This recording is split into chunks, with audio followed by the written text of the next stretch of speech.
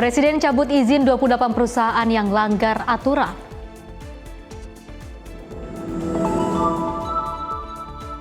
Pemerintah pusat ambil alih pencarian korban longsor.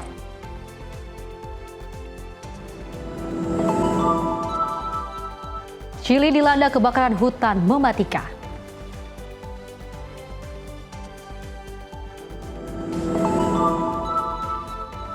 Tiga orang masih terjebak di tambang emas Bogor.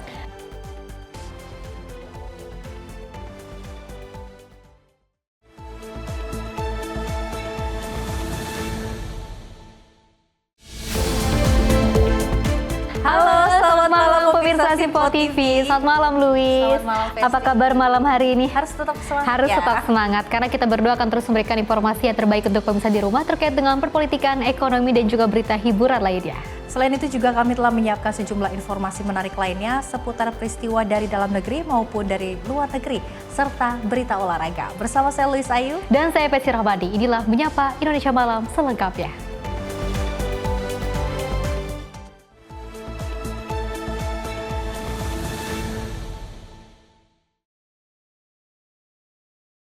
Pemirsa, kita awali dengan berita utama di mana Menteri Sekretaris Negara Prasetyo Hadi mengungkapkan bahwa pemerintah akan menindak tegas jika terdapat adanya perusahaan yang terbukti melanggar aturan pemanfaatan hutan di 3 provinsi Sumatera. Prasetyo menyebut pemerintah akan terus melakukan pengecekan di beberapa lokasi jika terdapat perusahaan yang melanggar aturan.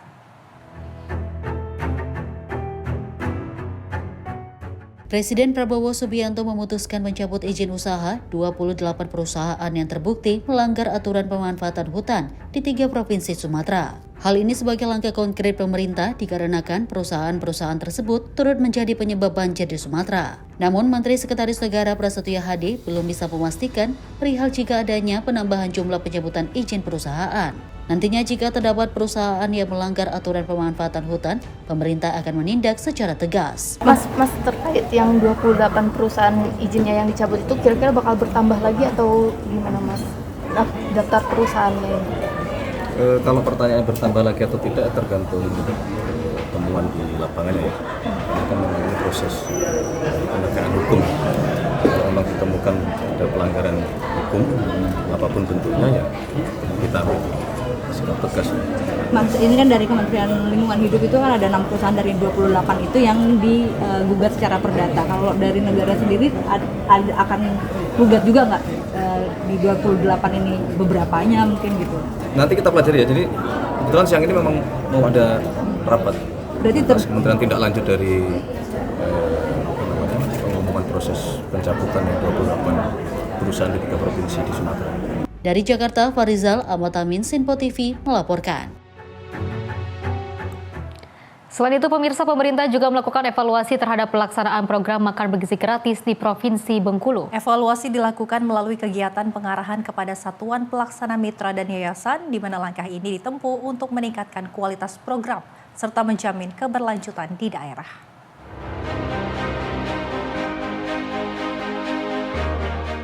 Wakil Kepala Badan Gizi Nasional Sony Sonjaya melakukan kegiatan pengarahan dan evaluasi kepada Kepala Satuan Pelaksana Kasatpel Mitra serta yayasan di Provinsi Bengkulu. Kegiatan ini merupakan bagian dari upaya penguatan pelaksanaan program makan bergizi gratis atau MBG. Melalui forum ini dilakukan evaluasi menyeluruh serta penyelarasan peran seluruh pihak yang terlibat. Tujuannya untuk meningkatkan kualitas dan efektivitas pelaksanaan program MBG di daerah. Dalam kegiatan tersebut ditekankan pentingnya koordinasi antara pemerintah daerah, satuan pelaksana mitra, serta yayasan agar program dapat berjalan sesuai target dan standar yang telah ditetapkan. Pemerintah daerah Provinsi Bengkulu juga terus melakukan berbagai persiapan, termasuk memperkuat rantai pasok. Langkah ini dilakukan untuk menjamin keberlanjutan program makan bergizi gratis di Provinsi Bengkulu. Di Bengkulu sudah berdiri 114 SPPG. Yang melayani lebih dari 583.000 penerima manfaat. Siapakah penerima manfaat itu? Penerima manfaat tersebut adalah balita, ibu hamil, ibu menyusui, dan peserta didik. Insya Allah tahun 2026 akan ditingkatkan kembali jumlahnya sesuai dengan kebutuhan. Yang kedua, review ini mengingatkan kepada mitra bahwa program MBG harus didukung secara optimal. Oleh karena itu kami mengingatkan Memang pada awalnya mungkin ada yang membangun terburu-buru karena ingin memberikan layanan yang cepat. Program harus dilaksanakan dengan optimal. Tahun 2026 kami akan melakukan grading, artinya melakukan penilaian mana SPPG yang memenuhi sarana prasarana, mana yang tidak. Dan tidak menutup kemungkinan apabila memang SPPG yang betul-betul di bawah standar, kami akan putus kontraknya. Karena jangan sampai program ini dilaksanakan asal-asalan. Dan juga melakukan review kepada SPPI agar semakin meningkatkan kualitas. Terima kasih kepada Bapak Gubernur, kepada Gubernur, Pak Wagub yang telah mendorong. Dan yang ketiga, kami mengingatkan juga kepada Satgas MBG Kabupaten Kota bahwa selain tugas mendorong pertumbuhan SPPG, bahwa kebutuhan bahan pokok itu harus dipikirkan. Jangan sampai uang miliaran yang dikirim oleh pemerintah setiap hari ke Bengkulu dialirkan ke daerah lain. Sebagai contoh, kebutuhan pisang ternyata tidak dapat dipenuhi sehingga akhirnya membeli pisang dari daerah lain. Ini artinya uang dari pemerintah untuk kebutuhan membeli pisang daerah Bengkulu ternyata harus dialirkan ke daerah lain untuk membeli pisang dari daerah lain. Nah, apabila memang itu bisa diserap, artinya pemerintah daerah harus menyiapkan kebutuhan. Melalui pengarahan dan evaluasi ini, diharapkan seluruh pihak dapat menyelaraskan peran masing-masing, sehingga program makan bergizi gratis dapat berjalan optimal dan berkelanjutan. Dengan penguatan koordinasi dan rantai pasok, pemerintah berharap program makan bergizi gratis di Provinsi Bengkulu dapat memberikan manfaat maksimal bagi masyarakat. Redaksi Sinpo TV melaporkan. Pemirsa, Gubernur Jawa Timur Khofifah Indar Parawansa meluncing program sekolah inovatif ketahanan pangan di SMKN 1 Pelosok Klaten Kabupaten Kediri pada Minggu 25 Januari 2020. Program ini menjadi upaya konkret Pemprov Jatim dalam menanamkan ketahanan pangan berkelanjutan sejak lingkungan sekolah.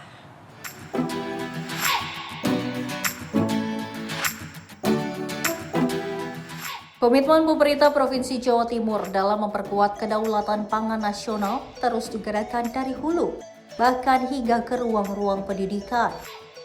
Gubernur Jawa Timur Khofifah Indar Parawansa menghadiri sekaligus membuka kegiatan Sekolah Inovasi Ketahanan Pangan atau SIKAP di SMKN 1 Pelosok Klaten, Kabupaten Kediri pada Minggu 25 Januari 2026.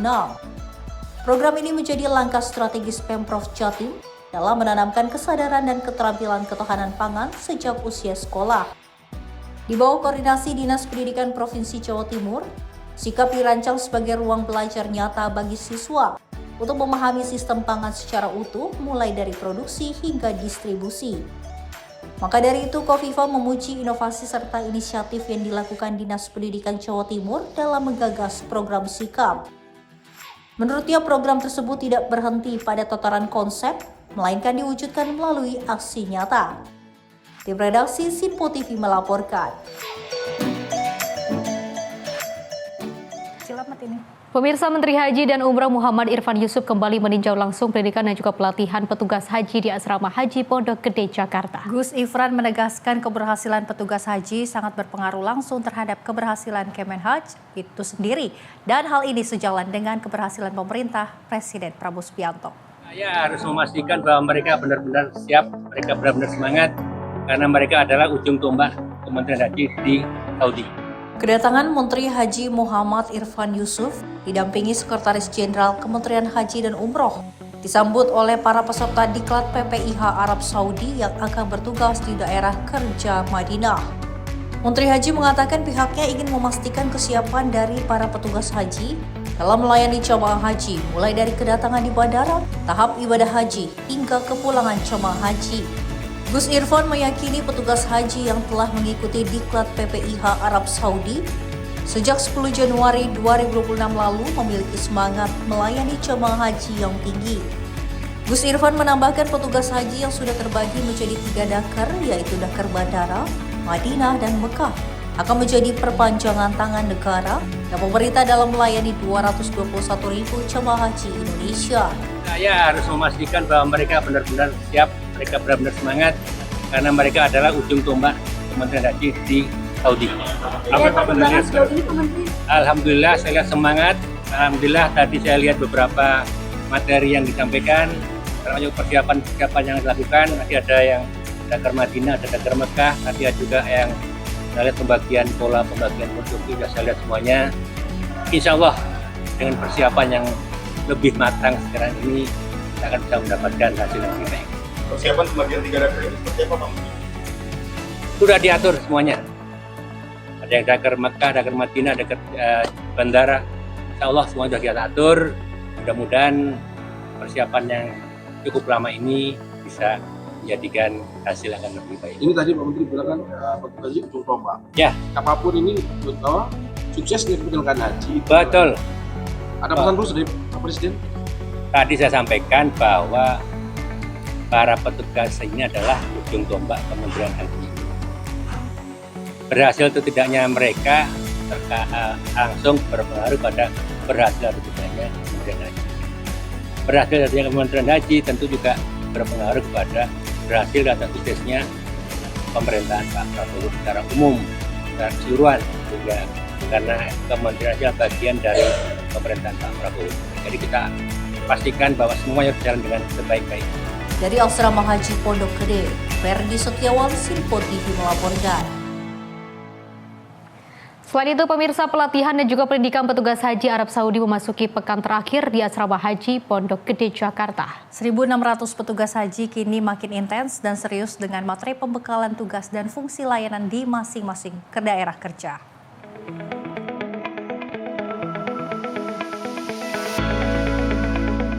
Memasuki pekan ketiga diklat PPIH Arab Saudi 2026, para petugas haji tetap semangat dalam mengikuti seluruh rangkaian diklat PPIH di Asrama Haji Jakarta.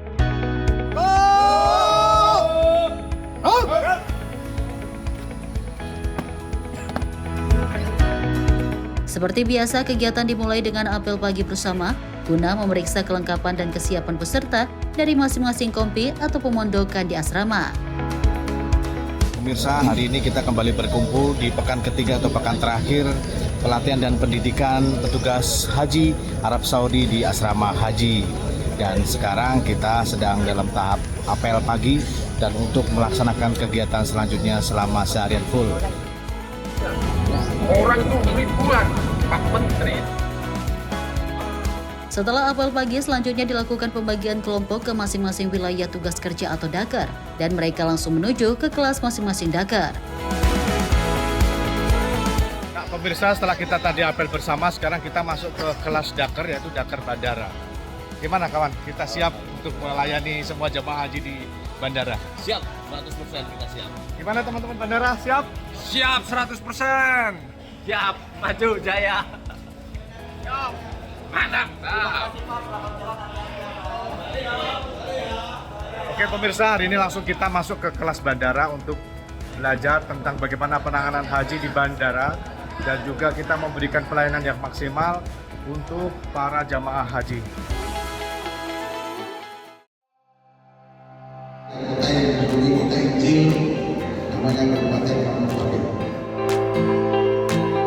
Salah satu daerah kerja yang memiliki tugas sangat penting adalah Dakar Bandara. Di kelas inilah para petugas haji diperkenalkan dengan masing-masing penanggung jawab atau orang yang berwenang dalam mengkoordinasikan beberapa layanan tugas dan fungsi di Bandara Jeddah dan Madinah untuk melayani para tamu Allah. Ya pemirsa, sekarang saya berada di kelas Dakar Bandara, di mana jumlah dari petugas haji yang dari bandara ini sekitar 129 orang yang terbagi dalam dua sektor, yaitu sektor pertama dan juga sektor 2. Nah, masing-masing sektor sekarang sedang mengadakan rapat, mengadakan pembahasan atau pembekalan pada masing-masing petugas yang tujuannya untuk kelancaran proses keberangkatan atau kedatangan jemaah haji yang ada di bandara nanti di Arab Saudi. Dan di sebelah kiri saya ini adalah salah satu tusi yang sangat berperan penting, yaitu perlindungan jamaah atau linjam seperti ini. Mereka juga sedang membahas, sedang melakukan pembekalan bagaimana nanti penanganan terhadap jamaah haji ketika datang di bandara. Dan di sebelah kiri saya ini juga bagian kesehatan. Kesehatan merupakan salah satu sektor yang paling penting juga karena mereka harus mengecek langsung proses kedatangan dari jamaah haji, diperiksa kesehatannya sehingga sesaat menjalani ibadah haji dapat tidak terganggu kesehatannya dan dapat berjalan dengan lancar. Dan satu divisi yang sangat penting yaitu di bagian kanan saya itu adalah media center haji. Nah, ini adalah kawan-kawan dari teman-teman jurnalis di Media Center Haji. Selamat pagi teman-teman. Pagi. Nah, salah satu fungsi dari Media Center Haji itu adalah memberitakan, menginformasikan hal-hal yang berkaitan dengan pelaksanaan ibadah haji tahun 2026. Mudah-mudahan dengan adanya sinergi dari berbagai lembaga, sinergi dari berbagai tusi, sinergi dengan berbagai layanan, pelaksanaan ibadah haji pada tahun ini, tahun 2026 berjalan dengan lancar dan para jamaah bisa menjalani ibadah menjadi haji yang mabrur. Kepala Daerah Kerja Bandara Abdul Basir menyatakan para petugas haji yang ditugaskan di bandara harus benar-benar menyiapkan fisiknya dan mematuhi aturan dari otoritas Bandara Arab Saudi. Yang harus diperhatikan petugas di Dakar Bandara, Pak? Yang pertama itu kita harus siapkan fisik kita. Karena penugasan di bandara itu lebih banyak penugasan di luar ruangan, di lapangan, sehingga butuh fisik yang prima. Yang dua, masalah tata tertib di bandara. Di bandara itu karena memang wilayah-wilayah yang steril seharusnya, jadi kita harus memperhatikan tata tertib di bandara seperti apa. Terutama tentang larangan-larangan masuk ke area-area tertentu, larangan kamera, larangan merokok, dan terutama menjaga kebersihan tempat kerja kita. Itu juga menjadi perhatian utama dari otoritas bandara di Arab Saudi. Para petugas haji daerah kerja bandara akan diberangkatkan kurang lebih sepekan sebelum pemberangkatan haji kloter pertama atau pada pertengahan bulan April 2026. Adapun tugas awal mereka untuk memastikan kesiapan dari layanan dan fasilitas khususnya dalam melayani kedatangan ribuan jemaah haji yang akan menjalani ibadah haji tahun 2026 ini. Dari Jakarta, Ferdi Setiawan, Sinpo TV melaporkan. Dari Gubernur Jakarta Pramono Anung Pemirsa meninjau langsung pengerukan di Kali Sepak Kembangan Jakarta Barat pada Senin pagi. Menurutnya, Kali Sepak merupakan lokasi yang rutin melakukan penggalian untuk menjaga aliran air, terutama dalam mencegah terjadinya banjir di Jakarta. Gubernur DKI Jakarta Pramono Anung menyampaikan penanganan banjir di Jakarta kini sudah relatif tertangani dengan melakukan penanganan preventif seperti pengerukan kali dan sungai. Salah satu sungai yang rutin melakukan pengerukan tersebut yakni Kali Sepak yang berlokasi di Kembangan, Jakarta Barat. Pramono menuturkan aliran Kali Sepak terhubung menuju Cengkareng Drain dan merupakan muara aliran dari lintas provinsi seperti Kali Pesanggerahan dan Kali Angke. Selain pengerukan, Pramono pun memerintahkan jajarannya, terutama Dinas Sumber Daya Air, untuk terus melakukan penanganan preventif dan modifikasi cuaca. Saat ini kita berada di Kali Sepak Kembangan, Jakarta Barat, yang dimana sebenarnya ini menuju ke Cengkareng Drain yang kemarin kita lihat bersama-sama. Kenapa di tempat ini saya ingin sekali lagi mengecek, karena memang tempat ini sebenarnya secara rutin penggalian dilakukan untuk menjaga supaya air itu bisa turun. Karena ini muaranya lintas provinsi, sehingga dengan demikian ini salah satu muara utama selain Kali Sepak, Kali Pesanggerahan, Mokopat, Angke, dan sebagainya. Dan alhamdulillah penanganan banjir di Jakarta relatif sekarang ini semuanya sudah tertangani dan lalu lintas berjalan dengan baik. Tetapi saya tetap meminta kepada suku dinas sumber daya air untuk penanganan preventif dilakukan. Dari Jakarta, Sri Dewi Andayani, Azizul Hakim, Sinpo TV melaporkan. Pemirsa, dari Komisi 8 DPR RI melakukan kunjungan kerja spesifik ke Badan Penanggulangan Bencana Daerah Provinsi Jawa Timur. Kunjungan ini dilakukan untuk memperkuat upaya mitigasi dan kesiapsiagaan bencana di salah satu provinsi dengan tingkat kejadian bencana tertinggi di Indonesia. Provinsi Jawa Timur merupakan salah satu daerah dengan jumlah kejadian bencana tertinggi di Indonesia, bencana banjir, tanah longsor hingga kekeringan. rencana terus berulang setiap tahun. Kondisi tersebut mendorong Komisi 8 DPR RI melakukan kunjungan kerja spesifik ke Badan Penanggulangan Bencana Daerah atau BPBD Provinsi Jawa Timur. Kunjungan ini dilakukan untuk melihat secara langsung kesiapan daerah dalam penanggulangan bencana. Dalam kunjungan tersebut, Komisi 8 DPR RI menegaskan pentingnya penguatan mitigasi, kesiapsiagaan serta respon cepat terhadap bencana yang dilakukan secara terintegrasi antara pemerintah pusat dan pemerintah daerah. Kepada Badan Nasional Penanggulangan Bencana (BNPB) dan BPBD Jawa Timur, Komisi 8 menekankan perlunya dukungan kebijakan dan anggaran yang memadai. Selain itu, pemanfaatan data dan teknologi juga dinilai penting agar penanganan bencana lebih tepat sasaran dan berorientasi pada keselamatan masyarakat. Komisi 8 menyebut penanggulangan bencana tidak hanya dilakukan saat terjadi keadaan darurat, namun harus disiapkan sejak dini melalui kerjasama dan perencanaan yang matang. Saya berharap edukasi itu tidak hanya kepada daerah-daerah yang rawan bencana, tetapi semua daerah yang ada di Indonesia. Melalui kunjungan kerja ini, Komisi 8 DPR RI berharap sinergi antara pemerintah pusat dan daerah dalam penanggulangan bencana di Jawa Timur dapat terus diperkuat, sehingga resiko dan dampak bencana dapat ditekankan secara maksimal. Tim redaksi Sinpo TV melaporkan. Informasi lainnya, pemirsa, Komisi 3 DPR menggelar rapat kerja bersama dengan Kapolri Jenderal Listio Sigit Prabowo beserta dengan Kapolda seluruh Indonesia di Kompleks Parlemen Senayan, Jakarta pada Senin pagi. Rapat tersebut dipimpin langsung oleh Ketua Komisi 3 DPR Habibur Rahman yang beragendakan evaluasi kinerja tahun 2025 dan rencana kerja tahun 2026. Kapolri Jenderal Listio Sigit Prabowo menghadiri rapat kerjasama Komisi 3 DPR di Kompleks Parlemen Senayan, Jakarta. Rapat ini beragendakan evaluasi kinerja tahun 2025 dan rencana kerja tahun 2026. Selain itu, Jenderal Listio Sigit mengatakan pihaknya juga membahas mengenai perbaikan transportasi digital, serta beberapa perihal pengawasan untuk mewujudkan Polri yang tegas dan humanis. Dirinya menyebut institusi Polri akan terus mendukung program-program Presiden Prabowo Subianto, khususnya di bidang penegakan hukum, perlindungan, dan pengayoman. Yang jelas, hari ini kami melaksanakan RDP untuk menyampaikan program-program kerja sepanjang tahun 2025 dan rencana perbaikan tata kelola sepanjang 2026. Terkait juga dengan tugas-tugas Polri dalam melaksanakan hal-hal yang terkait dengan mendukung program pemerintah.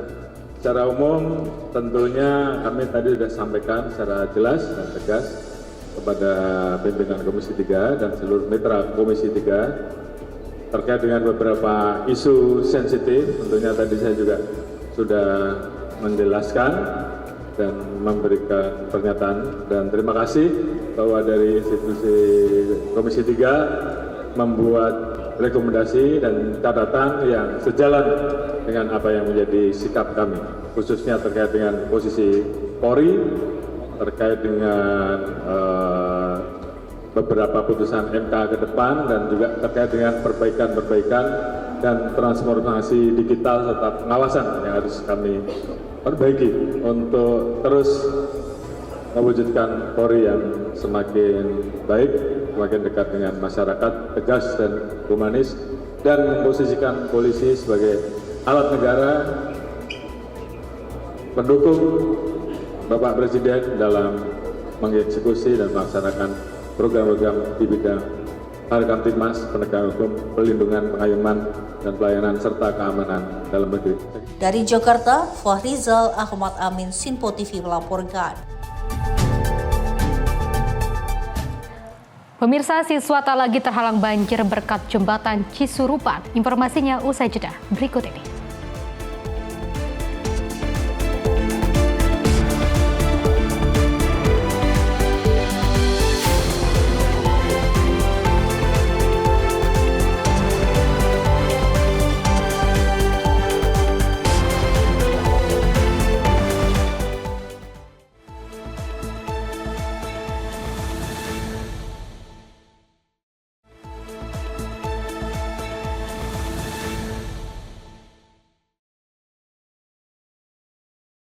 Selamat malam pemirsa, Anda kembali menyaksikan Menyapa Indonesia Malam. Pemirsa, Wamendagri Bima Arya menyampaikan pembaruan data korban bencana tanah longsor yang melanda Kampung Pasir Kuning dan Kampung Pasir Kuda, Desa Pasir Langu, Kabupaten Bandung, Jawa Barat. Total 113 warga tercatat menjadi korban dalam peristiwa tersebut.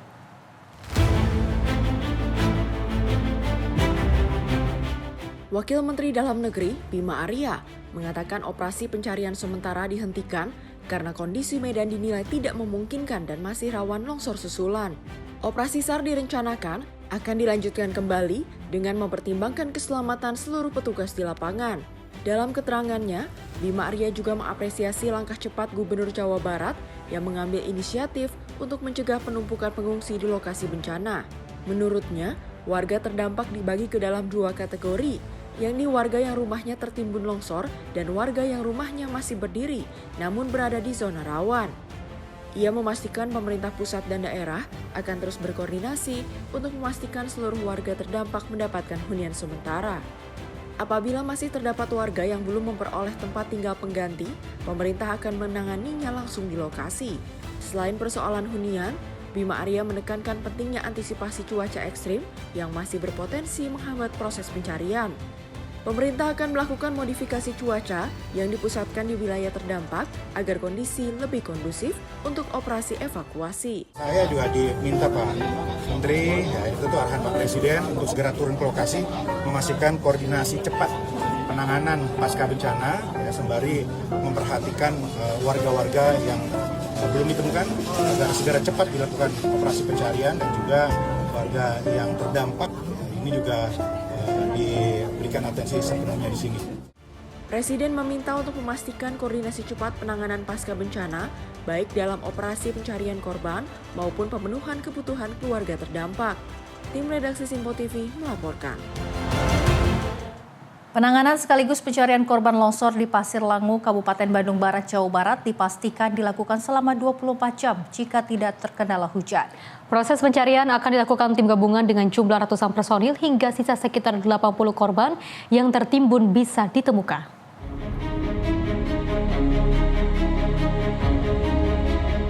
Pemerintah pusat melalui Kementerian Koordinator Bidang Pembangunan Manusia dan Budaya, Menko PMK, kemudian Basarnas dan BNPB menggelar rakor bencana longsor di kantor Desa Pasir Langu, Kecamatan Cisarua, Kabupaten Bandung Barat pada Minggu siang. Rakor ini untuk memastikan penanganan bencana yang telah merenggut korban jiwa akan maksimal. Menko PMK, Pratikno, memastikan operasi pencarian yang dipimpin tim SAR dan ratusan personel gabungan akan dilakukan selama 24 jam, baik siang hingga malam hari, jika tidak terkendala hujan. Proses pencarian akan dilakukan tanpa batas waktu, hingga seluruh korban yang masih dalam pencarian sekitar 80 orang bisa seluruhnya ditemukan. Pemerintah menyampaikan duka yang mendalam atas meninggalnya beberapa korban di Cisarua ini akibat longsor, curah hujan yang sangat tinggi. Dan kami saat ini mengutamakan yang pertama adalah penyelamatan jiwa. Oleh karena itu kita melakukan operasi SAR 24 jam non-stop karena ada sekitar 83 warga yang masih dalam pencarian. Kemudian tentu saja adalah penanganan korban. Ini sudah biasa kita lakukan semaksimal mungkin, sebaik mungkin, mulai dari identifikasi sampai penyerahan korban jenazah kepada keluarga secara bermartabat, perlindungan pengungsi, ya, pelayanan pengungsi, dan yang penting lagi adalah pencegahan bencana susulan. Oleh karena itu, tim terdiri dari beberapa klaster utama. Ini adalah 5 klaster. Klaster yang pertama adalah klaster SAR, dipimpin oleh Basarnas, TNI, Polri, BPBD, BNPB juga. Ini saat ini nanti akan dijelaskan lebih dari 250 personel lebih dengan berbagai macam alat berat yang dikerahkan. Sementara itu, Kepala Basarnas Muhammad Syafi'i menegaskan akan memaksimalkan hampir 1.000 personel gabungan untuk mencari korban longsor di sejumlah titik. Selain personel, pencarian juga dilakukan menggunakan 12 drone dan sejumlah alat berat. Saat ini, pemerintah melalui BMKG sudah melakukan modifikasi cuaca, sehingga saat proses pencarian tidak turun hujan.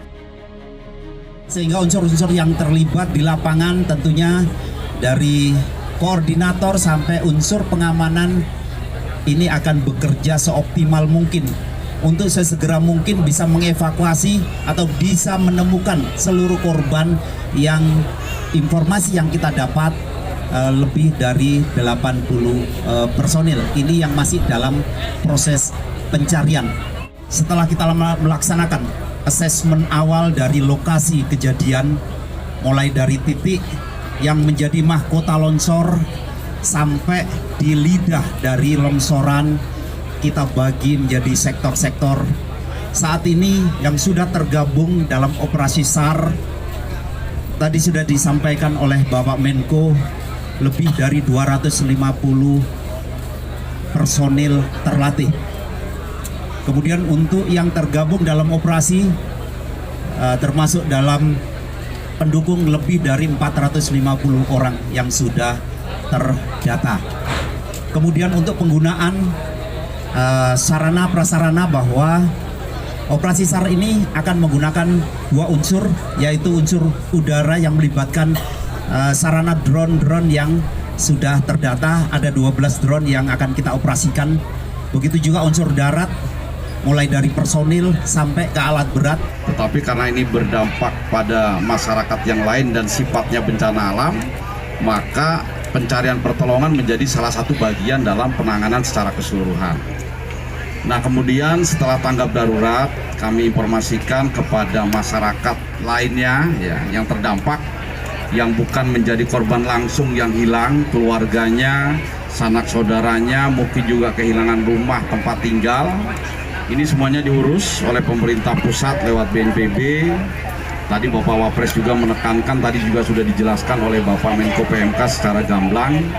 Intinya kami dari pemerintah pusat lewat BNPB akan mendukung sepenuhnya terkait kebutuhan masyarakat yang terdampak sampai kondisi betul-betul pulih, dan kita membackup pemerintah, baik pemerintah kabupaten maupun pemerintah provinsi. Pada hari kedua ini, proses pencarian sempat dihentikan karena adanya longsor susulan, namun akan kembali dilanjutkan setelah situasi aman. Dari Kabupaten Bandung Barat, Jawa Barat, Jurnalis Info TV melaporkan. Pemirsa, jembatan gantung di Desa Sirnajaya, Cisurupan, Garut kini memudahkan akses siswa dan sekolah. Apa sih? Dan guru ke sekolah. Guru ke sekolah, maaf. Guru, liku-liku. Pemirsa, jembatan gantung di Desa Sirnajaya, Cisurupan, Garut kini memudahkan akses siswa dan guru ke sekolah. Sebelumnya sulit dilalui terutama saat hujan, jembatan ini membuat perjalanan lebih aman dan lancar. Kehadiran jembatan gantung di Desa Sinarjaya, Kecamatan Cisurupan, Kabupaten Garut, membuat akses menuju sekolah dan aktivitas sehari-hari warga jauh lebih aman dan mudah. Sebelumnya, siswa dan guru harus menyeberangi sungai atau jalan licin yang berbahaya, terutama saat hujan, sehingga banyak murid sering bolos dan waktu tempuh bisa mencapai hampir 1 jam. Jembatan ini dibangun pada pertengahan Desember lalu, rampung sekitar 15 hari. Hasil gotong royong warga dari Desa Sinarjaya dan Desa Cipeganti bersama TNI dan relawan Vertical Rescue Indonesia. Guru SDN 2 Sinarjaya, Siti Rohman, yang setiap hari menyeberang dari Kampung Ciburui, merasakan langsung dampak positif jembatan tersebut terhadap kegiatan belajar mengajar. Selain mempermudah pendidikan, jembatan gantung juga memudahkan warga mengakses lahan pertanian, tempat ibadah, dan aktivitas ekonomi lainnya. Siti Rohma dan murid seperti Ayu Mila Karmila menyampaikan apresiasi atas pembangunan jembatan ini yang memastikan mobilitas dan pendidikan anak-anak tidak lagi terhambat kondisi alam maupun keterbatasan jalan. Dari sebelum ada jembatan, anak-anak ya sering bolos sekolah gara-gara kan ini akses jalannya yang tidak terlewati anak-anak itunya. Alasan ibu abi izin hujan jalana alim jebrek cenala leur gitunya tah gitu. Di sebelum aya jembatan mah. Tangan sekarang alhamdulillah aya nama anak-anak negara retoa. Ku sabab ieu jembatanana tos sae Ayeuna mah teu eyod-eyodan teu araringis menternya bahasa Sunda nama. Teu araringis cenah Ibu ayeuna mah gara tol alhamdulillah murang kalihna. Ya enggak lah, paling yang sakit aja 1-2. Kalau ke sana itu ngeriling Pak, terus harus turun juga kan, itu jelek jalannya. Mending jalan sini aja, lebih cepat. Dari 1 jam sampai 20 menit, 25 menit Pak nyampe gitu. Kalau lancar di jalannya. Tapi ya kalau jalan kaki mah, ya 5 menit nyampe. Terima kasih kepada Bapak Prabowo Subianto yang telah memfasilitasi jembatan ini bagi guru-guru dan anak-anak sekolah.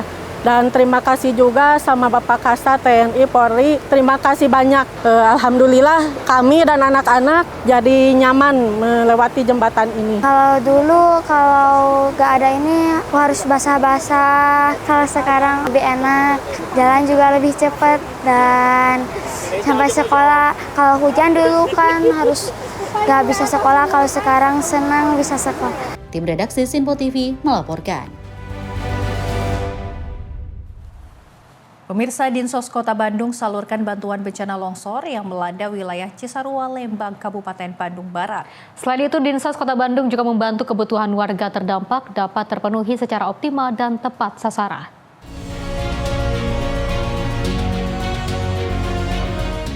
Dinas Sosial, Dinsos Kota Bandung bergerak cepat merespon bencana longsor yang melanda wilayah Cisarua, Lembang, Kabupaten Bandung Barat.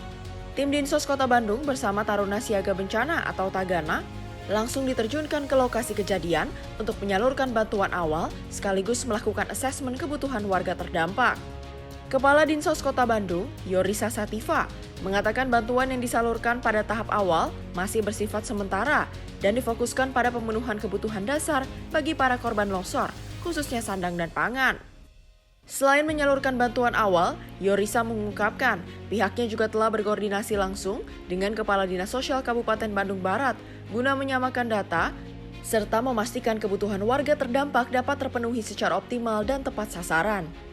Proses pendataan korban hingga saat ini masih terus berlangsung. Dinsos Kota Bandung dijadwalkan akan kembali turun ke lokasi bersama BPBD Kota Bandung untuk memastikan kebutuhan logistik lanjutan, termasuk kemungkinan pendirian dapur umum selama masa tanggap darurat. Tadi saya sudah bertemu dengan Kadinsos KBB tempat di sini, kebutuhannya sudah kami sedang inventarisir. Besok pun kami ke sini kembali bersama BPBD untuk melihat kebutuhan logistik. Tidak hanya mengandalkan bantuan dari pemerintah, Dinsos Kota Bandung juga terus menggalang dukungan dari berbagai pihak di luar pemerintahan, sejumlah lembaga kesejahteraan sosial, serta potensi sumber kesejahteraan sosial di Kota Bandung turut dilibatkan guna memperkuat bantuan kemanusiaan bagi warga terdampak longsor di KBB. Tim redaksi Sinpo TV melaporkan. Taruna Akademi TNI Polri dalam kegiatan latihan integrasi Taruna Freda Nusantara atau Latsitardanus ke-46 melaksanakan aksi kemanusiaan dengan membersihkan SD Negeri 4 Kuala Simpang, Kabupaten Aceh Tamiang. Tentunya kegiatan ini dilakukan untuk memulihkan sarana pendidikan yang terdampak banjir agar dapat segera digunakan kembali untuk kegiatan belajar mengajar. Kegiatan pembersihan SD Negeri 4 Kuala Simpang dilaksanakan pada hari kedua pelaksanaan Latsitardanus ke-46. Kegiatan ini diikuti oleh Taruna Akademi Kepolisian, Akademi Militer, Akademi Angkatan Laut, Akademi Angkatan Udara, serta Taruna dari Badan Siber dan Sandi Negara. Sekolah dasar tersebut sempat terendam banjir pada November 2025 lalu dan menyisakan timbunan lumpur tebal di sejumlah ruang kelas. Para Taruna bahu-membahu membersihkan lumpur dengan menyekop, menyapu, dan mengepal ruangan agar sekolah dapat segera difungsikan kembali. Melalui kegiatan Latsitardanus ke-46 ini, para Taruna berharap dapat memberikan kontribusi nyata bagi masyarakat Aceh Tamiang. Tim redaksi Sinpo TV melaporkan. Pemirsa, TNI bergotong royong bersama warga Aceh membersihkan rumah, sekolah, dan fasilitas umum yang terdampak banjir. Tentunya upaya ini dilakukan untuk mempercepat pemulihan dan mengembalikan aktivitas warga sehari-hari. Aceh masih berjuang memulihkan wilayah yang terdampak banjir dengan berbagai upaya pembersihan yang terus dilakukan. Personel TNI bergotong royong bersama warga membersihkan sekolah, kantor desa, rumah dan ruko yang tertutup lumpur guna mengembalikan aktivitas warga secara bertahap. Berdasarkan laporan terbaru pada Senin 26 Januari di Kabupaten Biren dan Aceh Tamiang, personel TNI membersihkan SMK Negeri 1 Pausangan, SD Negeri Raja, dan SMA Negeri 1 Bandahara. Lumpur yang menumpuk di halaman dan ruang kelas dibersihkan secara bertahap, sementara rumah warga seperti milik Ibu Safia juga dibersihkan agar bisa kembali dihuni. Meski sebagian area telah bersih, tumpukan lumpur masih terlihat di beberapa sudut, menunjukkan dampak banjir yang cukup parah. Di Kabupaten Gayo Luas dan Pidie Jaya, pembersihan rumah dan ruko juga terus berlangsung. Lantai perabot dan etalase yang tertutup lumpur mulai terlihat bersih meski beberapa area masih membutuhkan waktu lebih lama. Warga mulai kembali beraktivitas di sekitar lokasi, sementara personel TNI tetap bekerja penuh semangat untuk memulihkan kondisi pasca bencana. Tim redaksi Sinpo TV melaporkan. TNI Angkatan Darat menyalurkan bantuan air bersih kepada warga terdampak banjir bandang di sejumlah wilayah Kota Padang, Sumatera Barat. Tentunya pemirsa, bantuan air bersih diberikan untuk memenuhi kebutuhan dasar masyarakat yang sumber airnya tercemar pasca banjir. Pasca banjir bandang, sejumlah sumber air dan sumur warga di Kota Padang tercemar lumpur dan belum dapat digunakan secara normal. Menyikapi kondisi tersebut, TNI Angkatan Darat melalui prajurit Paldam 20 Tuanku Iman Boncol menyalurkan bantuan air bersih kepada warga terdampak. 2 unit kendaraan khusus pemadam kebakaran dikerahkan untuk menyuplai air bersih ke sejumlah titik di Kota Padang. Pendistribusian air bersih dilakukan diantaranya di RT 4 RW 1 Korong Gadang dengan total 6.000 liter air untuk 25 kepala keluarga. Sementara itu di RT 5 RW 12 Jalan Taduh, Kecamatan Kuranji, air bersih disalurkan ke 4 titik dengan total 6.000 liter bagi sekitar 50 kepala keluarga. Pada Bapak Presiden kami, Prabowo, telah memberikan air bersih kepada masyarakat Tempat Duyan, Kelurahan Koronggadang, Kecamatan Kuranji, dan terima kasih juga kami kepada Bapak-Bapak TNI. Kami bersenang dan terima kasih banyak. Assalamualaikum. Bantuan air bersih ini merupakan bentuk komitmen TNI Angkatan Darat dalam membantu pemulihan kebutuhan dasar masyarakat pasca bencana. Jihan Nabila, Sinpo TV, melaporkan. Pemirsa, cuaca ekstrim picu longsor di Selandia Baru. Informasi selengkapnya usai jeda, tetaplah bersama kami di Sinpo TV.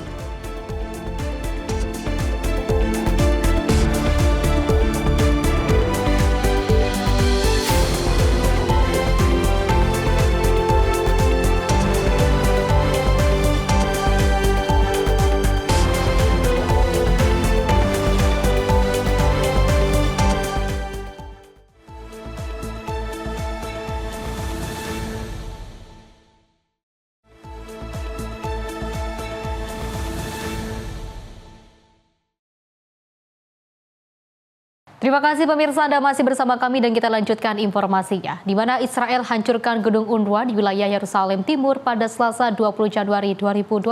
Langkah ini dilakukan seiring pemerintah Israel yang memperketat tindakan terhadap organisasi kemanusiaan yang memberikan bantuan kepada warga Palestina di Gaza. Israel menghancurkan sejumlah bangunan di kompleks kantor pusat Badan Perserikatan Bangsa-Bangsa atau PBB untuk pengungsi Palestina di Yerusalem Timur menggunakan bulldozer. Langkah ini dilakukan seiring pemerintah Israel yang memperketat tindakan terhadap organisasi kemanusiaan yang memberikan bantuan kepada warga Palestina di Gaza. UNRWA menyatakan pada Selasa 20 Januari 2026 bahwa pasukan Israel telah menyita peralatan milik staf serta memaksa mereka keluar dari markas di kawasan Sheikh Jarrah. Pada hari yang sama, pasukan Israel menembakkan gas air mata ke sebuah sekolah kejuruan Palestina dalam insiden kedua yang menargetkan fasilitas PBB di Yerusalem Timur yang diduduki. Sebelumnya, sejumlah sumber lokal melaporkan sekelompok tentara Israel yang didukung dengan bulldozer menyerbu kompleks UNRWA setelah menutup akses jalan di sekitarnya. Menurut kantor berita Palestina, Wafa, tentara Israel meningkatkan kehadiran militernya di daerah itu dan mulai menghancurkan sejumlah bangunan di dalam kompleks tersebut. Sementara itu, Kepala UNRWA Philip Lazzarini mengatakan sejumlah anggota parlemen dan pejabat pemerintah Israel turut hadir di lokasi. Ia menilai serangan itu terjadi setelah berbagai langkah yang diambil otoritas Israel untuk menghapus identitas pengungsi Palestina. Israel selama ini berulang kali menyerang UNRWA dengan tudingan adanya keberpihakan kepada Palestina dan dugaan hubungan dengan Hamas. Namun hal tersebut tidak disertakan bukti sehingga tuduhan tersebut dibantah oleh badan PBB tersebut. Kementerian Luar Negeri Israel menyatakan pembongkaran fasilitas UNRWA merupakan tindak lanjut dari undang-undang baru yang melarang badan tersebut beroperasi. Tim redaksi Simpo TV melaporkan. Pemirsa, tembakan pasukan Israel yang menewaskan setidaknya 11 warga Palestina termasuk 3 jurnalis. Dan 2 anak laki-laki berusia 13 tahun serta seorang perempuan. Dan sejak gencatan senjata Israel dan Hamas berlaku pada Oktober tahun lalu. Rumah sakit di Gaza melaporkan korban tewas akibat serangan dan tembakan Israel terjadi di sejumlah lokasi terpisah. Serangan ini terjadi di tengah upaya Amerika Serikat mendorong kelanjutan fase kedua gencatan senjata yang dinilai sangat rapuh. 3 jurnalis Palestina tewas saat melakukan peliputan di dekat kamp pengungsian baru di wilayah Netzarim, Gaza Tengah. Pihak militer Israel menyatakan mereka menargetkan orang-orang yang diduga mengoperasikan drone yang dianggap mengancam pasukan. 2 anak laki-laki usia 13 tahun tewas dalam insiden terpisah. Salah satunya tewas akibat serangan drone Israel di kamp pengungsian Poirich. Anak tersebut tewas bersama dengan ayahnya dan seorang pria muda berusia 22 tahun.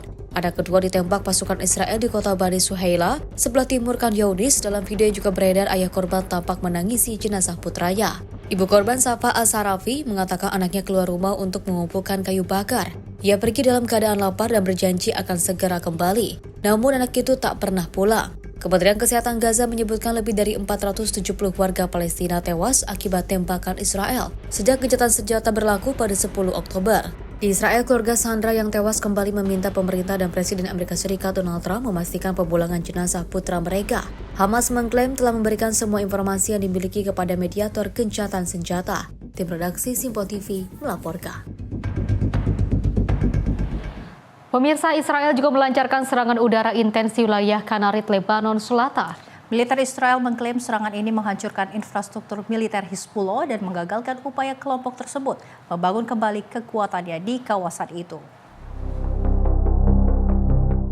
Pada Rabu 21 Januari 2026, pasukan pertahanan Israel atau IDF mengeluarkan peringatan mendesak kepada warga Lebanon Selatan untuk segera mengungsi. Peringatan tersebut terutama ditujukan bagi penduduk di kota Kanarit, Kivordi Nabatieh, Jarjoa, Al-Karayeb, dan Ansar. IDF menyebut bangunan-bangunan di wilayah tersebut digunakan sebagai infrastruktur militer Hizbullah dan menjadi target serangan.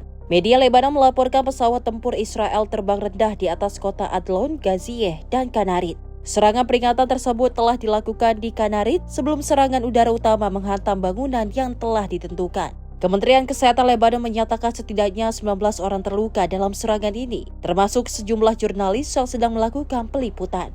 Asosiasi Fotographers Pers Lebanon menilai serangan ini menunjukkan bahwa klaim Israel terkait penjagaan jarak aman tidak memadai. Namun mereka juga mengimbau para jurnalis untuk meningkatkan kewaspadaan saat melakukan peliputan di zona konflik. Israel dan Hizbullah sepakat melakukan gencatan senjata pada 27 November 2024. Meski demikian, Israel masih terus melakukan serangan di Lebanon yang disebut Tel Aviv sebagai upaya menargetkan infrastruktur dan anggota Hizbullah. Tim redaksi Simpo TV melaporkan. Pemirsa, pemerintah Iran untuk pertama kalinya mengumumkan angka resmi korban tewas akibat gelombang protes nasional melalui siaran televisi. Pemerintah Iran menyebut sebanyak 3.117 orang meninggal dunia dalam rangkaian aksi yang terjadi sejak akhir tahun lalu. Pengumuman tersebut disampaikan melalui siaran resmi televisi negara Iran. Pemerintah menyatakan korban tewas terdiri dari warga sipil dan anggota keamanan yang terlibat dalam penanganan aksi protes. Namun rincian identitas dan juga penyebab kematian tidak jelas secara terperinci. Sementara itu, sejumlah kelompok hak asasi manusia dan aktivis menyebut angka korban sebenarnya diduga lebih tinggi dari data resmi pemerintah. Gelombang protes di Iran dipicu oleh krisis ekonomi, tekanan sosial, serta ketidakpuasan terhadap kebijakan pemerintah. Hingga kini situasi keamanan di sejumlah wilayah masih dijaga ketat oleh para aparat. Tim redaksi Simpo TV melaporkan. Pemirsa, sebuah kereta komuter di wilayah Barcelona mengalami kecelakaan fatal setelah dinding penahan runtuh dan menimpa rel kereta. Insiden ini menyebabkan sedikitnya 1 orang tewas dan 37 penumpang lainnya terluka.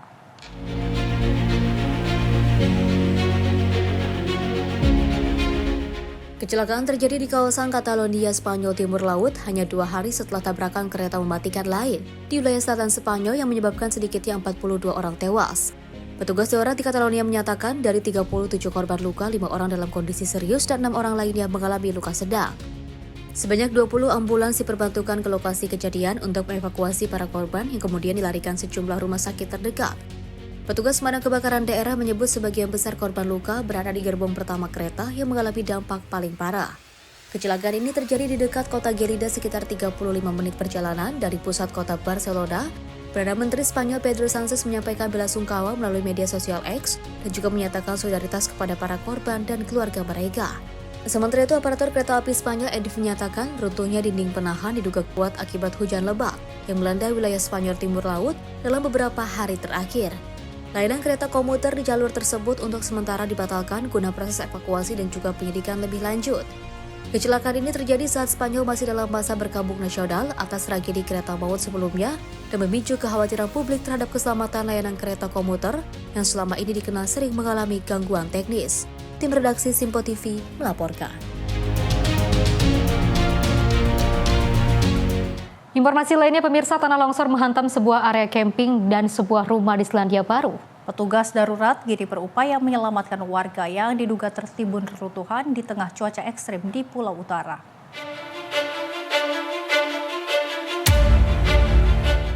Layanan darurat dipanggil ke kaki gunung Maunganui setelah longsor terjadi sekitar pukul 9:30 pagi. Material tanah dan batu menimpa Beachside, Holiday Park, sebuah area camping populer di kota wisata tersebut. Rekaman gambar menunjukkan kendaraan karavan wisata dan bangunan fasilitas umum rusak parah akibat timbunan runtuhan. Kepolisian setempat menyebutkan jumlah orang yang hilang masih dalam hitungan satuan. Namun belum ada rincian berapa banyak korban yang terdampak. Longsor lain juga terjadi di komunitas Welcome Bay. Pada dini hari, 2 orang berhasil menyelamatkan diri dan juga namun 2 lainnya dilaporkan masih hilang dan dalam proses pencarian. Perdana Menteri Selandia Baru Christopher Luxon mengimbau warga di daerah terdampak untuk mematuhi arahan keselamatan dari otoritas setempat. Pemerintah disebutkan terus memberikan dukungan bagi warga yang terdampak bencana. Komandan Pemadam Kebakaran dan Darurat menyatakan belum ada korban selamat yang ditemukan di lokasi camping. Petugas sempat mendengar suara dari dalam timbunan, namun terpaksa menghentikan operasi sementara karena risiko longsor susulan. Seorang wisatawan asal Australia mengaku nyaris menjadi korban. Ia sedang berendam saat melihat longsor besar meluncur ke arah camping. Ia berhasil melarikan diri 1 detik sebelum runtuhan menyeret karavan di belakangnya. Tim redaksi Simpo TV melaporkan.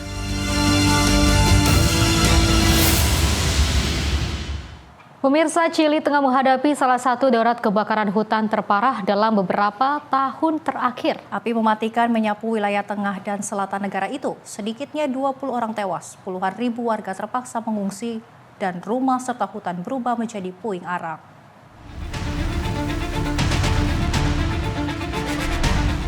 Kebakaran mulai terdeteksi pertengahan Januari di wilayah Biobío dan juga Nabil, sekitar 500 km di selatan ibu kota Santiago.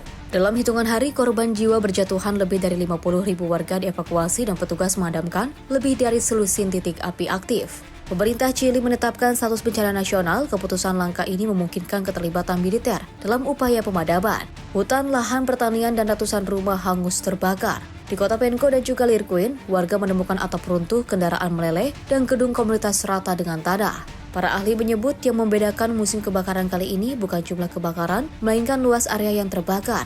Chili hampir melipat 3 luas lahan terdampak meski jumlah kebakaran masih dalam batas normal.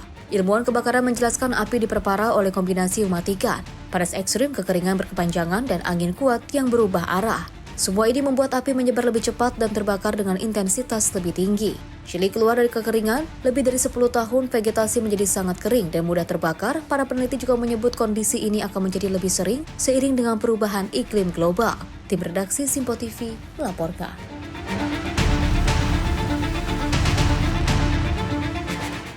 Selain itu, pemirsa, dalam skenario perang nuklir yang juga melibatkan Rusia, China, dan juga Amerika Serikat, Pulau Greenland akan berada di tengah-tengah kiamat nuklir.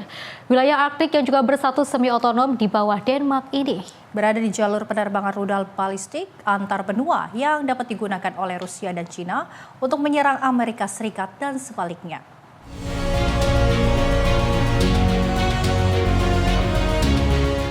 Nilai strategis Greenland inilah yang menjadi salah satu alasan Presiden Amerika Serikat Donald Trump secara terbuka mendorong penguasaan Amerika Serikat atas Greenland.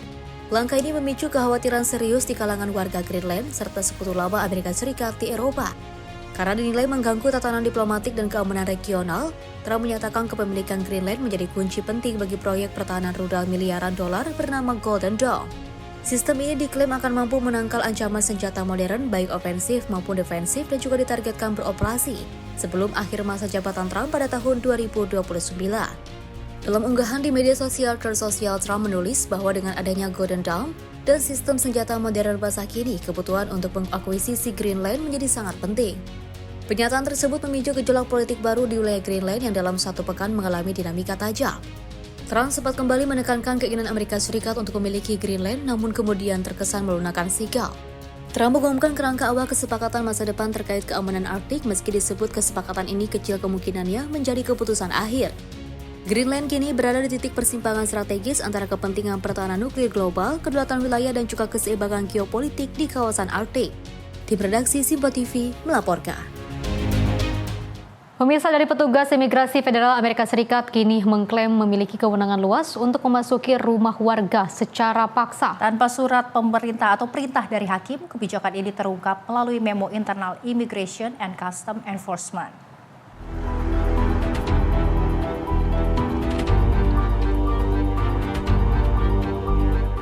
Memo tersebut memberikan wewenang kepada petugas ICE untuk menggunakan kekerasan masuk ke tempat tinggal, hanya berdasarkan administrative warrant atau surat perintah administratif. Untuk menangkap orang dengan perintah deportasi final, kebijakan ini menuai kecaman dari aktivis dan juga pakar hukum imigrasi yang menilai bahwa langkah tersebut bertabrakan dengan amandemen keempat Konstitusi Amerika Serikat yang melindungi warga dari penggeledahan tanpa izin hakim. Selama bertahun-tahun, kelompok advokasi imigran dan pemerintah daerah mengimbau masyarakat agar tidak membuka pintu rumah kepada petugas imigrasi kecuali mereka menunjukkan surat perintah yang ditandatangani oleh hakim. Namun memo ICE ini secara langsung menggugurkan saran tersebut di tengah meningkatnya penangkapan imigrasi, seiring dengan ekspansi besar-besaran kebijakan deportasi oleh pemerintah Presiden Donald Trump. Memo ini ditandatangani oleh pelaksana tugas Direktur ICE, Todd Lyons, pada 12 Mei 2025. Dalam dokumen itu disebutkan bahwa Departemen Keamanan Dalam Negeri menilai konstitusi dan juga undang-undang imigrasi tidak akan melarang penggunaan surat perintah administratif untuk masuk ke tempat tinggal.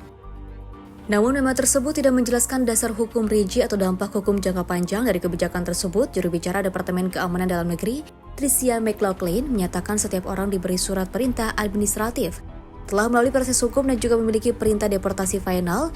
Dia juga menyebut petugas ICE telah menetapkan probable cause sebelum melakukan penangkapan. Meski demikian, kebijakan ini diprediksi akan menghadapi tantangan hukum dan juga penolakan keras dari kelompok pembela hak sipil serta pemerintah daerah yang juga pro-migran. Tim redaksi Simpo TV melaporkan. Pemirsa, aksi protes damai terjadi di depan konsulat Amerika Serikat di kota Nuuk, Greenland. Seorang warga secara konsisten menyampaikan pesan solidaritas dengan membawa bendera Denmark, Faroe, dan Greenland, serta menegaskan bahwa posisi Greenland sebagai bagian dari komunitas negara bebas. Dalam aksi tersebut, seorang pria berusia 70 tahun yang berprofesi sebagai tukang kayu secara konsisten melakukan aksi protes damai di depan konsulat Amerika Serikat di kota Nuuk, Greenland. Pria tersebut tampak memegang 3 bendera yaitu Denmark, Kepulauan Faroe, dan juga Greenland. Menurutnya, bendera-bendera itu melambangkan persatuan serta komitmen bersama dalam menjaga kedaulatan dan juga masa depan Greenland. Ia menjelaskan aksi protes ini bertujuan menyampaikan pesan ke dunia internasional bahwa warga Greenland tidak berdiri sendiri, melainkan didukung oleh pihak-pihak yang memegang nilai kebebasan dan kerjasama internasional. Menurut pria tersebut, solidaritas ini ditujukan kepada Uni Eropa, NATO, serta negara-negara demokratis di seluruh dunia. Ia menekankan pentingnya dukungan sekutu dalam menghadapi tekanan politik dan geopolitik. Aksi damai ini menjadi simbol penolakan terhadap tekanan politik dan juga kepentingan kekuatan besar, sekaligus menegaskan identitas aspirasi dan juga kedaulatan Greenland di tengah dinamika politik global. Tim redaksi Simpo TV melaporkan. Informasi lainnya, pemirsa, mantan penasihat khusus Departemen Kehakiman Amerika Serikat Jack Smith membela penyelidikannya terhadap Presiden Donald Trump dalam sidang terbuka di hadapan Komite Yudisial DPR Amerika Serikat. Smith menegaskan ia bertindak tanpa motif politik dan tidak menyesali dakwaan pidana yang dia ajukan.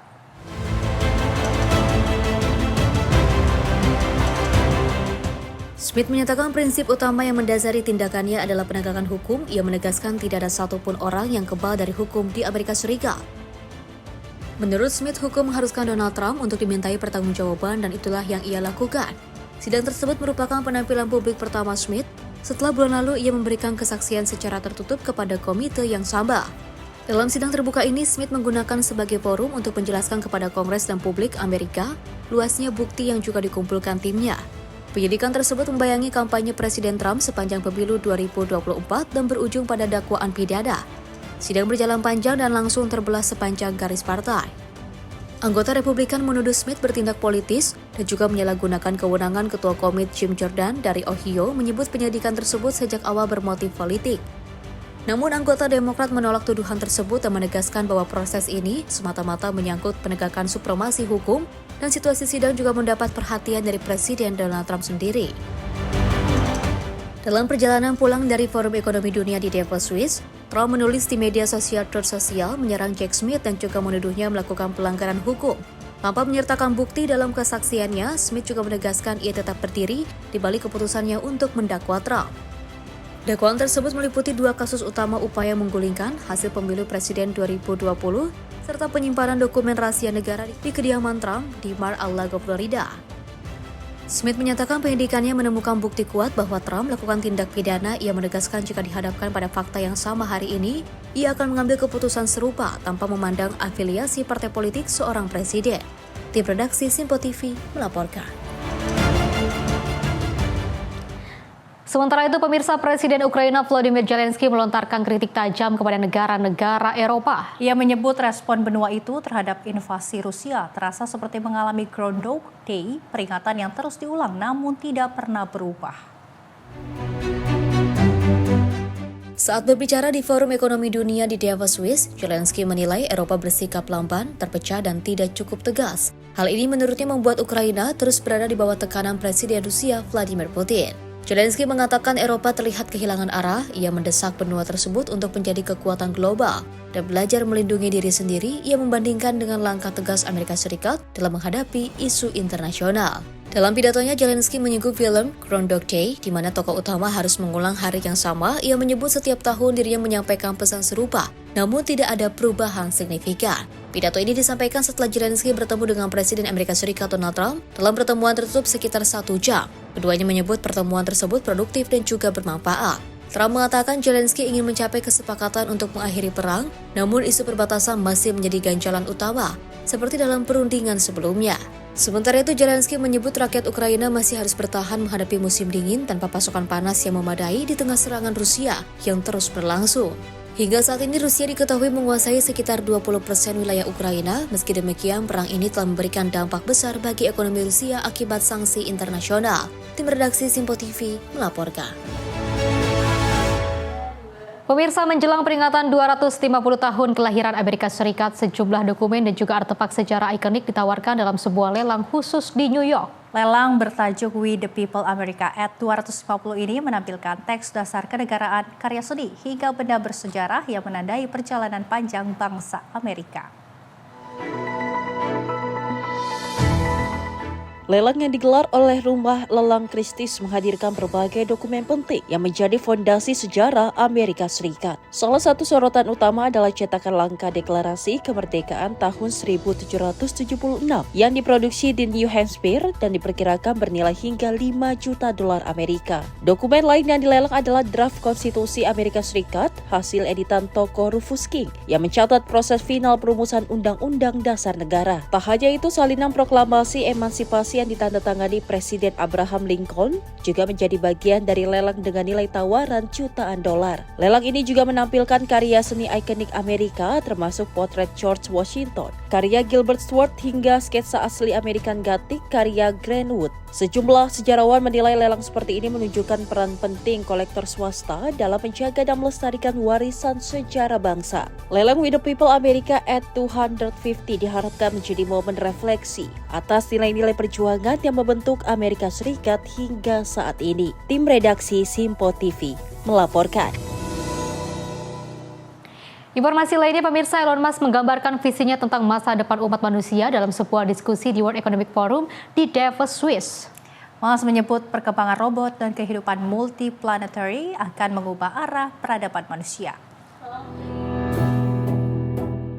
Dalam pemaparannya, Elon Musk menjelaskan bahwa robot dengan kecerdasan buatan akan menjadi bagian tak terpisahkan dari kehidupan sehari-hari manusia. Musk juga menekankan pentingnya manusia menjadi spesies multiplanetary dan menurutnya eksplorasi dan kolonisasi luar angkasa merupakan langkah penting untuk keberlangsungan umat manusia. Berbicara di hadapan para pemimpin dunia, pelaku bisnis dan akademisi, Musk menyatakan teknologi bukan hanya soal inovasi, tetapi juga tentang masa depan peradaban. Pernyataan Elon Musk ini kembali memicu perdebatan global terkait dampak perkembangan robot berbasis kecerdasan buatan dan ambisi eksplorasi antariksa terhadap masa depan kehidupan manusia, etika teknologi, serta keberlangsungan peradaban di masa mendatang. Tim redaksi Simpo TV melaporkan.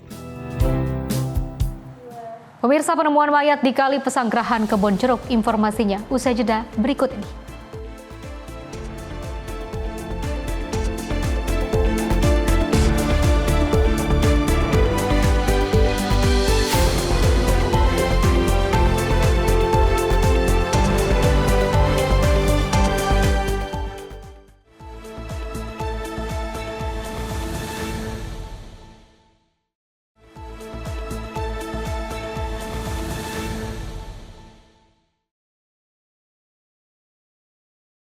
Terima kasih pemirsa, Anda kembali menyaksikan Menyapa Indonesia Malam. Informasi kami lanjutkan. Pemirsa, sebanyak 11 orang penambang yang terjebak, 5 diantaranya berhasil selamat.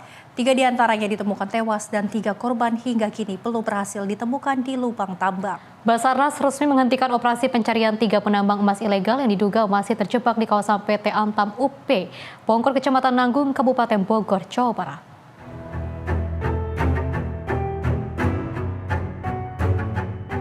Upaya pencarian terhadap 3 penambang emas yang terjebak di lubang tambang di Gunung Pongkor, Kecamatan Nanggung, Kabupaten Bogor dihentikan Basarnas.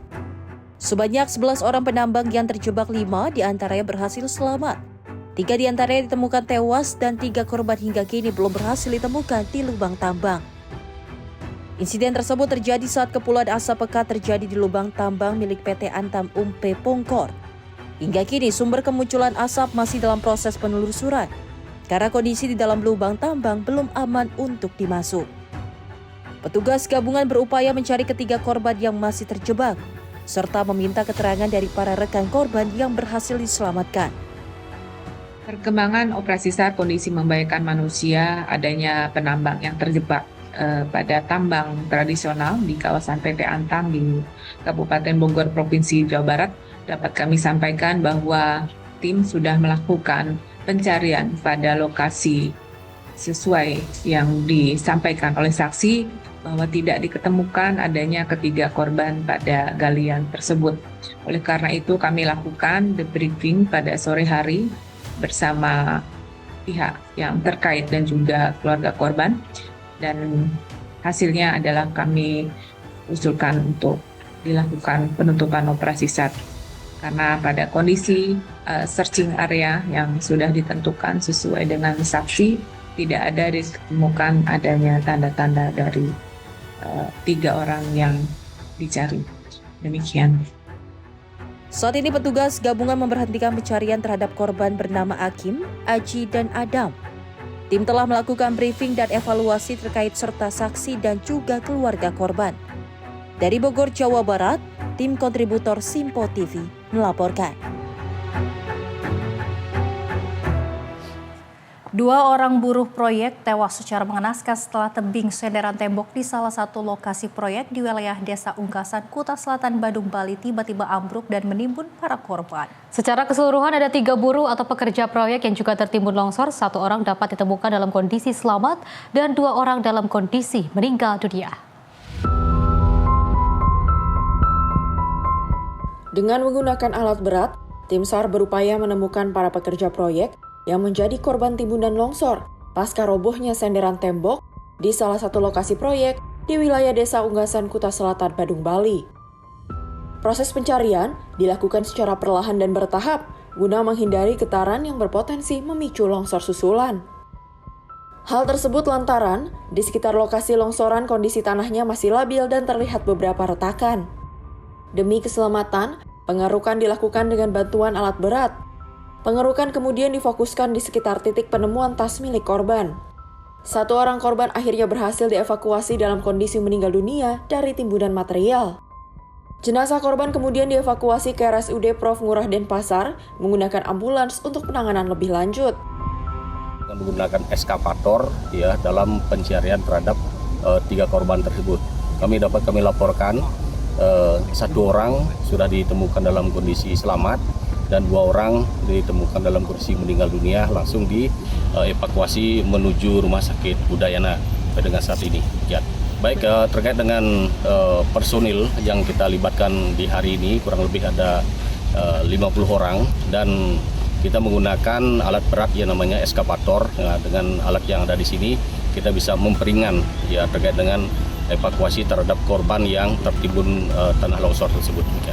Terkait dengan kendala, memang lokasi di sini adalah sangat terjal ya, dengan tertimbunnya 2 orang yang meninggal tersebut dalam tanah yang begitu dalam, dan kita bisa mengevakuasi menggunakan eskavator. Ya. Saat kejadian, ada 8 pekerja di lokasi. 3 orang berada di bagian atas area galian, sementara 5 lainnya berada di bawah. Ketika senderan tembok tiba-tiba ambruk, 5 pekerja yang berada di bawah berhasil menyelamatkan diri. Namun 3 pekerja yang berada di atas tidak sempat menghindar dan tertimbun material longsor. 2 korban sempat berhasil dievakuasi lebih awal, namun salah satu korban dinyatakan meninggal dunia setibanya di Rumah Sakit Udayana. Sementara, 1 korban selamat langsung mendapatkan penanganan medis di rumah sakit. Dari insiden tersebut, secara keseluruhan ada 3 pekerja proyek yang menjadi korban tertimbun longsor. 1 orang dapat ditemukan dalam kondisi selamat dan 2 orang dalam kondisi meninggal dunia. Jurnalis Info TV melaporkan. Jembatan gantung baru di Desa Mandala Kasih Garut memangkas waktu tempuh siswa antar kampung dari 1 jam menjadi hanya 5 menit. Siswa dan warga menyambut positif karena akses kini lebih cepat dan juga praktis.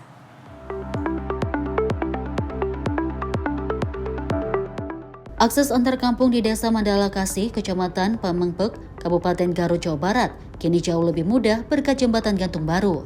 Siswa yang dulu harus memutar hingga 1 jam, kini bisa menempuhnya hanya dalam beberapa menit. Mereka berharap jembatan ini awet dan bisa digunakan setiap hari. Sinta dan Aisyah Albi Kamila, siswa kelas 6 SDN 4 Mandala Kasih, merasa senang dengan keberadaan jembatan sepanjang 80 meter dan lebar 1,2 meter itu. Warga juga merasakan manfaatnya karena kegiatan seperti berdagang, bertani, hingga melaut menjadi lebih mudah dan efisien. Kalau muter atau nyebrang itu selalu lama gitu sampai ke rumah teman. Kalau ke sini bisa sampai 5 menit. Kalau main itu harus muter ke jalan raya, tapi sekarang kalau udah ada jembatan jadi bisa nyebrang. Sementara itu, Sony Irmawan, warga Punaga Jolok, menilai material jembatan lebih kokoh dibandingkan jembatan sebelumnya yang ringkih.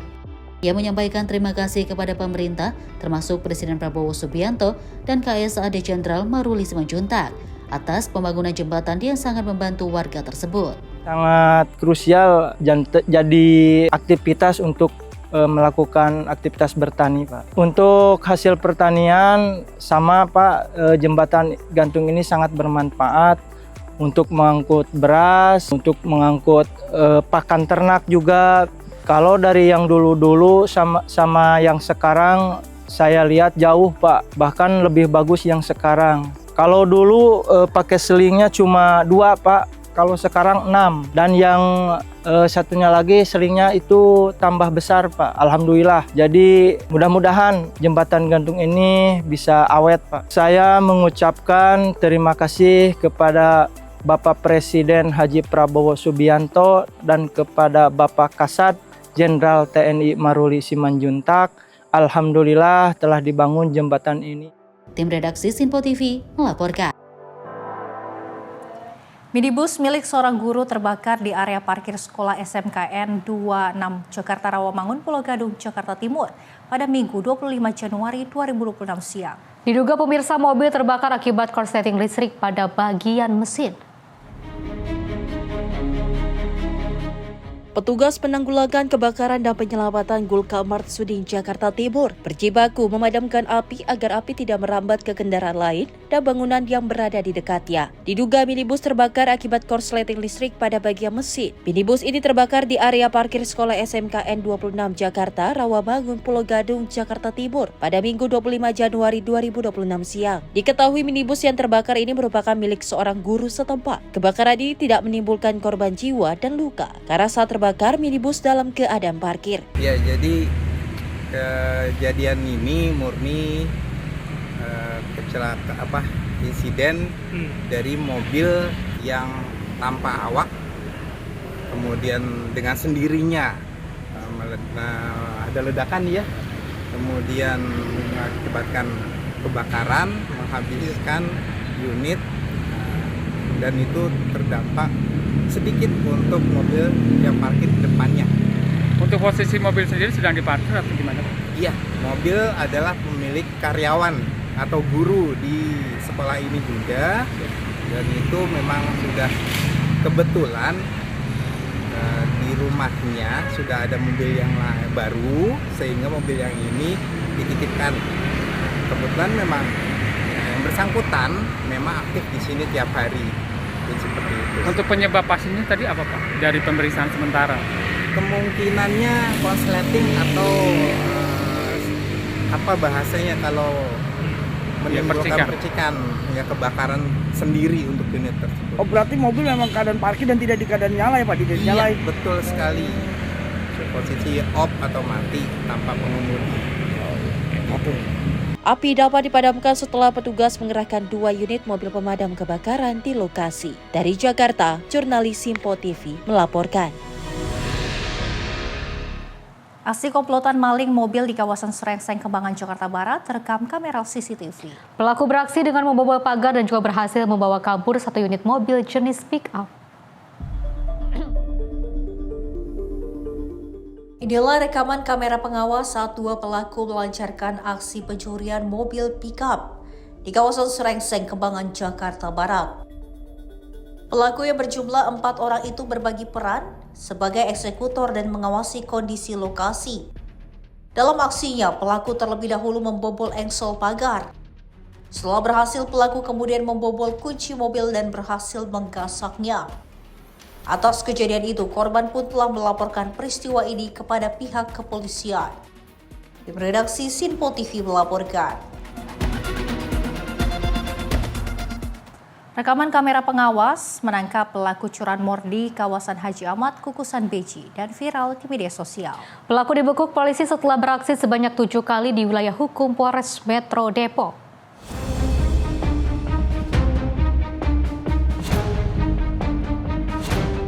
Video viral di media sosial merekam penangkapan pelaku curanmor di kawasan Kukusan. Polisi dan warga menangkap pelaku yang melintas setelah sebelumnya melakukan penyelidikan atas sejumlah kasus pencurian di kawasan Depok. Kasih Humas Polres Metro Depok AKP Made Budi mengatakan, pelaku ditangkap atas laporan masyarakat yang sebelumnya masuk ke kepolisian. Berdasarkan penyelidikan dan hasil pemeriksaan CCTV di area Kukusan, warga dan polisi pun berjaga setiap malamnya dan mendapat laporan 2 pelaku akan beraksi. Saat digeledah benar saja, polisi menemukan ada golok serta sejumlah kunci letter T. Selain itu, kedua pelaku mengaku sudah 7 kali melakukan aksinya di wilayah Depok dengan target motor yang diparkir dengan kondisi tidak dikunci. Ya, tim opsional Polres Metro Depok telah menerima, pada awalnya memang telah menerima laporan kasus pencurian sepeda motor yang dimana TKP-nya berada di Kukusan Beji, Kota Depok pada tanggal 10 Januari. Kemudian setelah dilakukan penyidikan dan penyelidikan beserta pemanggilan para saksi, pengecekan CCTV yang ada, kemudian diketahui 2 pelaku berhasil diamankan, yaitu pelaku berinisial AI berumur 26 tahun, kemudian yang kedua BMA berumur 22 tahun, keduanya tidak bekerja, berhasil diamankan beserta barang buktinya, yaitu 1 buah golok, kemudian kunci letter T dan juga beberapa kunci lainnya. Kini kedua pelaku masih menjalani pemeriksaan guna mengetahui kemungkinan adanya TKP lain yang pernah menjadi sasaran aksi mereka. Dari Depok, Jawa Barat, jurnalis Simpo TV melaporkan. Percobaan pencurian juga terjadi di rumah warga di kawasan Gang Haji Musal, Meruya Selatan, Kembangan, Jakarta Barat. Pada Sabtu dini hari 24 Januari 2026, pelaku pencurian masuk ke halaman rumah warga namun gagal lantaran tidak menemukan barang berharga yang dicari.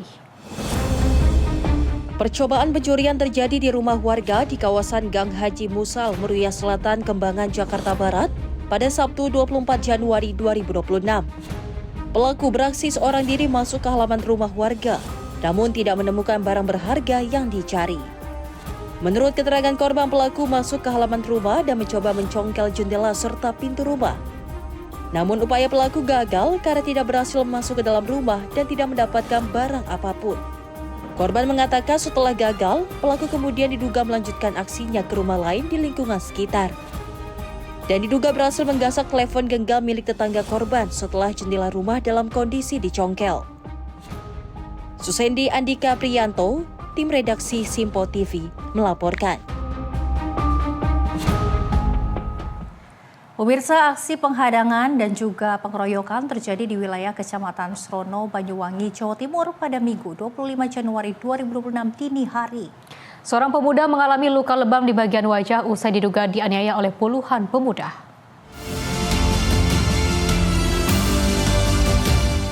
Insiden pengeroyokan ini terjadi di sebelah selatan MTSN 3 Banyuwangi, Kecamatan Srono, pada Minggu 25 Januari 2026, sekitar pukul 1:46 waktu Indonesia Barat. Kejadian bermula saat korban berinisial AA, warga Wonosobo, bersama rekan-rekannya hendak pulang usai berkumpul di wilayah Genteng. Namun sesampainya di lokasi kejadian, rombongan korban tiba-tiba dihadang oleh puluhan pemuda yang tidak dikenal. Tanpa banyak bicara, para pelaku kemudian menggeroyok secara brutal. Korban diketahui dipukul menggunakan tangan kosong serta benda keras berupa kayu dan batu yang mengakibatkan luka memar di bagian wajah dan mata. Aksi pengeroyokan ini akhirnya terhenti setelah sejumlah warga sekitar datang untuk melerai. Para pelaku lalu membubarkan diri dari lokasi kejadian. Pasca kejadian ini, korban akan segera melaporkan kejadian ke Polsek setempat guna proses hukum lebih lanjut. Masyarakat diimbau untuk selalu waspada saat berkendara pada dini hari, terutama saat melintasi jalur yang sepi. Zata Yumdi, tim redaksi Simpo TV, melaporkan. Pemirsa, sebuah mobil minibus jenis MPV terbakar hebat di Jalan Jenderal Sudirman, Kota Ambon, Maluku. Mobil tersebut diduga kuat memuat BBM subsidi ilegal dengan tangki modifikasi. Aku sudah meledak kita tadi babunyi. Hari Minggu ini orang ke kantor. Ya Allah, itu babunyi. Inilah detik-detik sebuah mobil minibus Toyota Avanza hitam dengan nomor polisi DE 1353AB terbakar di Jalan Jenderal Sudirman, Kota Ambon Minggu sore sekitar pukul 18:30 waktu Indonesia Timur. Api tiba-tiba muncul membesar dari dalam kendaraan. Tak lama setelah mobil ini diketahui baru saja mengisi bahan bakar di SPBU Kebun Cengkih. Situasi semakin mencekam saat terdengar beberapa kali ledakan kuat yang diduga berasal dari tangki BBM di dalam mobil.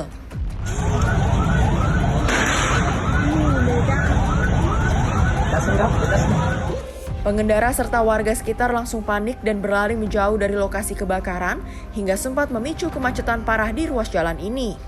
Pengemudi dan satu orang penumpang yang berada di dalam mobil dilaporkan langsung melarikan diri saat api mulai membesar, meninggalkan kendaraan dalam kondisi terbakar. Petugas pemadam kebakaran Kota Ambon mengerahkan 2 unit mobil damkar ke lokasi. Proses pemadaman berlangsung cukup lama karena api terus membesar akibat muatan BBM dan baru berhasil dipadamkan sekitar 1 jam kemudian. Meski tidak ada korban jiwa dalam insiden ini, kerugian material ditaksir cukup besar. Polisi saat ini masih melakukan penyelidikan, termasuk menelusuri dugaan adanya modifikasi tangki dan praktik pengangkutan BBM subsidi secara ilegal. Tim Liputan Simpo TV melaporkan.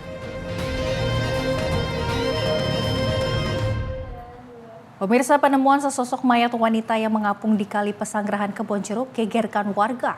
Mayat tanpa identitas ini ditemukan petugas badan air yang sedang mengangkat sampah.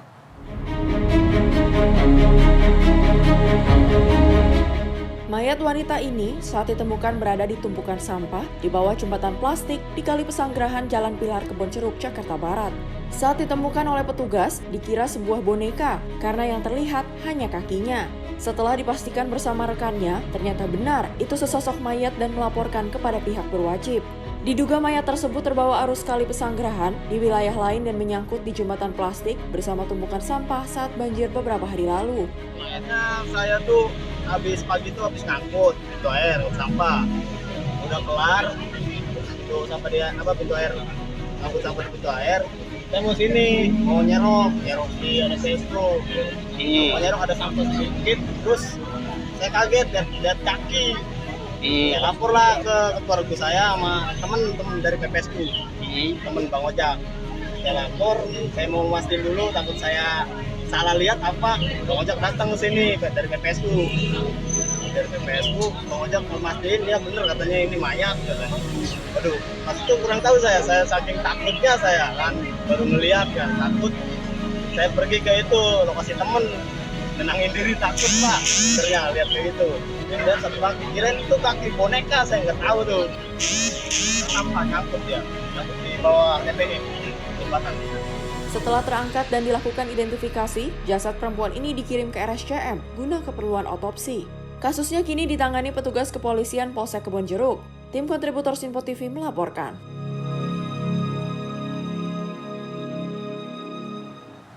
Dua pekan buron pencuri ponsel bocah SD hingga terseret 100 meter akhirnya berhasil ditangkap tim Jataras Polda Sumatera Utara pada Jumat 23 Januari 2026. Pelaku ditangkap di tempat persembunyiannya di Kabupaten Siak, Provinsi Riau. Tersangka inisial MIN ditangkap tim Subdit 3 Jataras Polda Sumatera Utara di tempat persembunyiannya di Kabupaten Siak, Provinsi Riau. Warga Jalan Letda Sujono, Gang Takwa, Medan Tembung, Sumatera Utara ini kabur ke Riau. Usai video CCTV aksinya mencuri ponsel milik bocah perempuan tersebut viral di media sosial. Direktur Reskrim Poldasu, Kombes Riko Taruna Mauruh, pada Minggu sore mengatakan, sebelum beraksi, pelaku tersebut telah mengintai rumah korban yang sepi. Pelaku sempat mengintip korban sendiri di dalam rumah sambil bermain ponsel di Kecamatan Medan Marelan, Sumatera Utara. Dan itulah timbul niat pelaku mencuri ponsel bocah perempuan berusia 9 tahun tersebut. Namun aksinya tidak semulus yang diinginkan.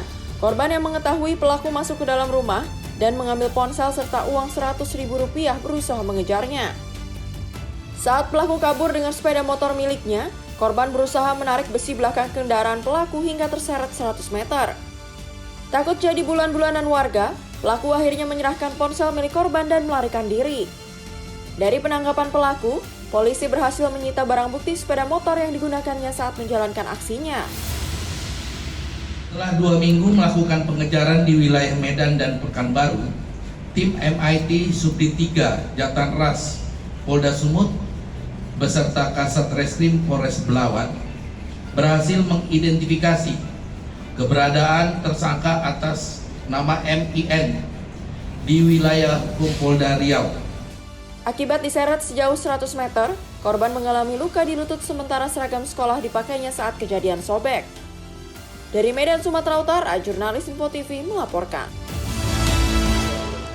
Pemirsa, informasi tadi menutup perjumpaan kita malam ini. Saya Azhar Putra, mewakili rekan kerja yang bertugas mengucapkan terima kasih, selamat malam dan sampai jumpa.